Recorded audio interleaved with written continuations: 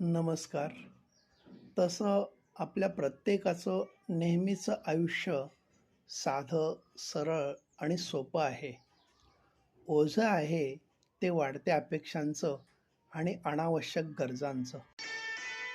आपण बाळगलेला राग व वैर तसेच इतरांनी भरवलेले कान आपल्याला सदैव हरवतात आणि हे ज्यांना समजत नाही त्यांना आपण कशाने हरलो हे आयुष्यभर कळतसुद्धा नाही. आधार आणि उधार या दोन्ही शब्दात धार आहे, पण ही धार देणाऱ्यालाच कापत असते.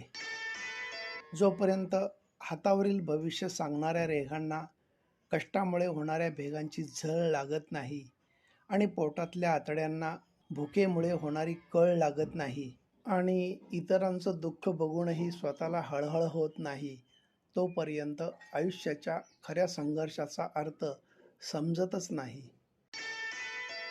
संस्कार लादता येत नाहीत, लादले की ओझे वाटतात.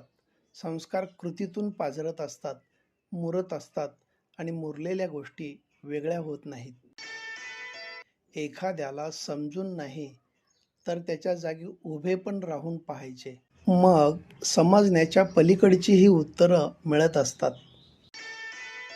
माणसं ओळखण्यात झालेली चूक हेच आपल्या आयुष्यात आलेल्या दुःखांचं मोठं कारण असतं. कोणासोबतही एकाएकी वैरता निर्माण होत नाही आणि स्वतःहून ती कोणी करत नाही.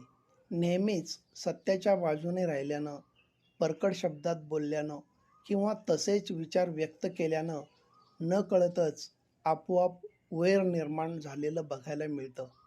त्यात आपला काहीही दोष नसतो. म्हणून स्वतःला दोष देऊ नये. जेथून मनाला विशेष समाधान मिळते त्याच मार्गावर चालण्याचा आपण प्रयत्न करावा. परिपक्व माणसाची ओळख 3 गोष्टी करून देतात. प्रथम, त्याच्याकडे नम्रता असते.